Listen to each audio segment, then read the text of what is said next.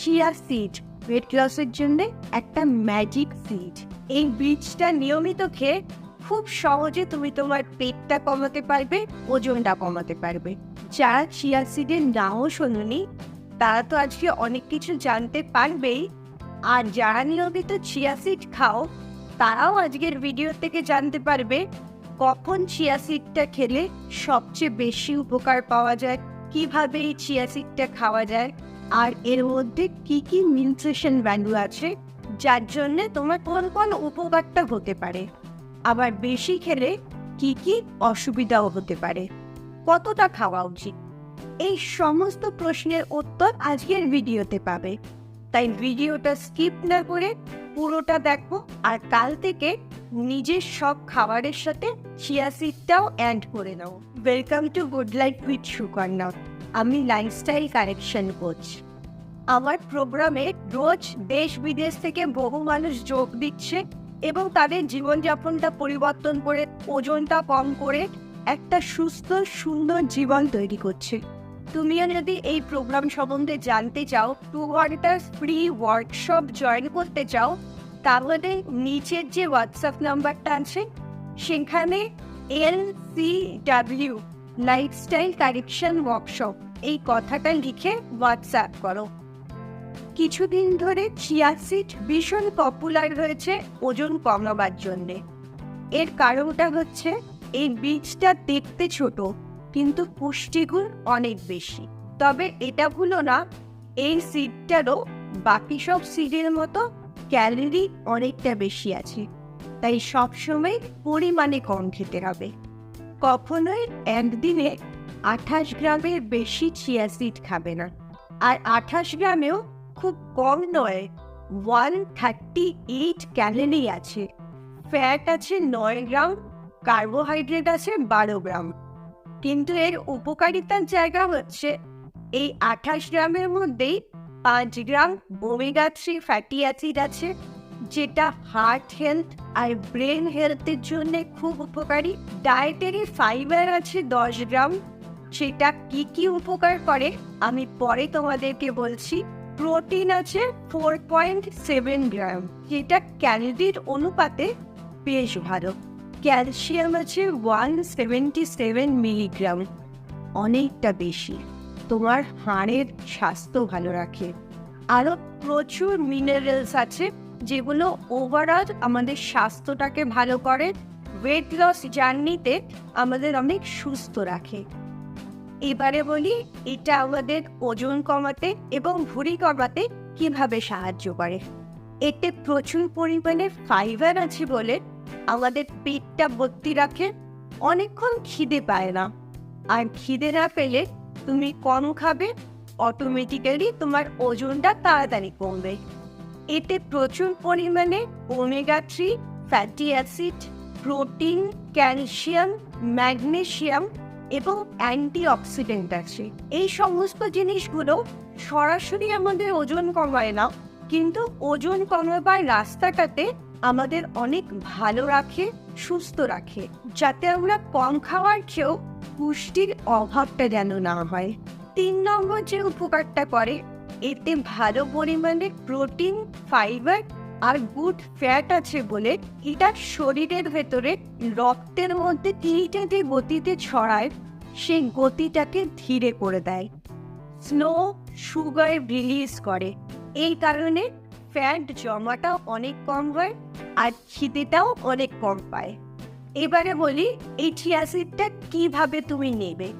এই বীজটা কখনোই শুকনো খাবে না, কারণ এটা প্রচুর জল টানে, জল টেনে ফুলে যায়। তুমি যদি শুকনো খাও তাহলে শরীরের ভেতরে অনেক অসুবিধা হতে পারে।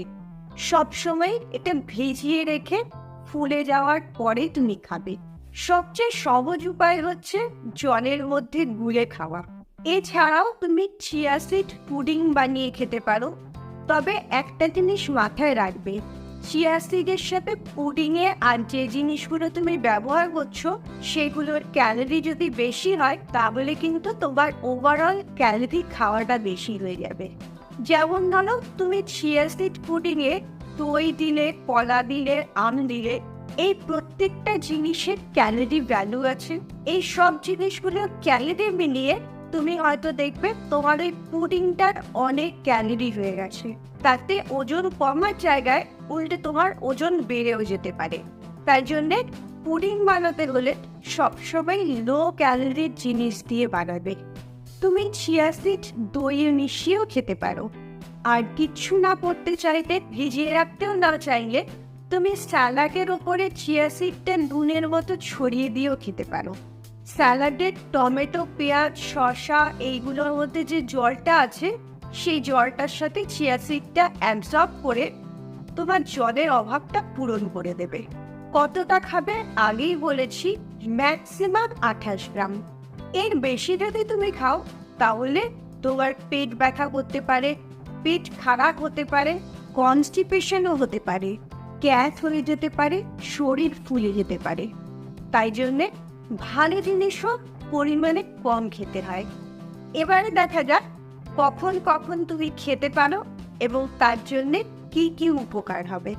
তুমি যদি সকালবেলা প্রথম চিয়া সিডটা খাও তাহলে তোমার সারাদিন পেটটা ভর্তি থাকবে, অপ্রয়োজনীয় খিদে পাবে না, আর ব্লাড সুগারটাও ঠিকঠাক থাকবে। অনেক বেড়েও যাবে না, অনেক কমেও যাবে না।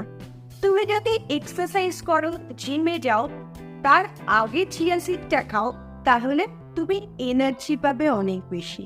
জিমের ক্লান্তিটা তোমার আসবে না।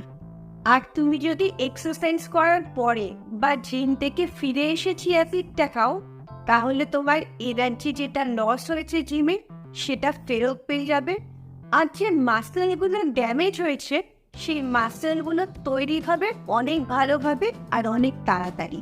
তুমি যদি খাওয়ার আধ ঘন্টা আগে চিয়া সিড খাও তাহলে তোমার পেটটা অলরেডি বেশ কিছুটা ভর্তি হয়ে থাকবে। তখন খাওয়ারটা অনেক কম পরিমাণে তুমি খাবে, আর কম খাওয়ার খাচ্ছ মানেই তাড়াতাড়ি ওয়েট লস হবে। তুমি যদি এটা ইভিনিং স্ন্যাক্স হিসেবে খাও তাহলে তোমার পেটটাও ভরবে, নিউট্রিশনটাও পাবে, আর অপ্রয়োজনীয় জাঙ্ক ফুডগুলোও তুমি এড়াতে পারবে। তাতে আলটিমেটলি তোমার ওজন কমাটা আর ভুঁড়ি কমাটা খুব তাড়াতাড়ি হবে। আর যারা খুব তাড়াতাড়ি ডিনার করে নাও 6টা বা 7টার মধ্যে, তাদের রাত্রি হতে হতে ঘুমাবার আগে যদি খিদে পেয়ে যায় তখন এই চিয়া সিডটা খেলে লেট নাইট স্ন্যাকিং দেখে বাঁচতে পারবে, পেটটা ভর্তি থাকবে, আর এক্সট্রা ক্যালোরির খাওয়ার থেকেও তুমি বাঁচতে পারবে। এই এতগুলো সময় খেলে এতগুলো উপকার হয়।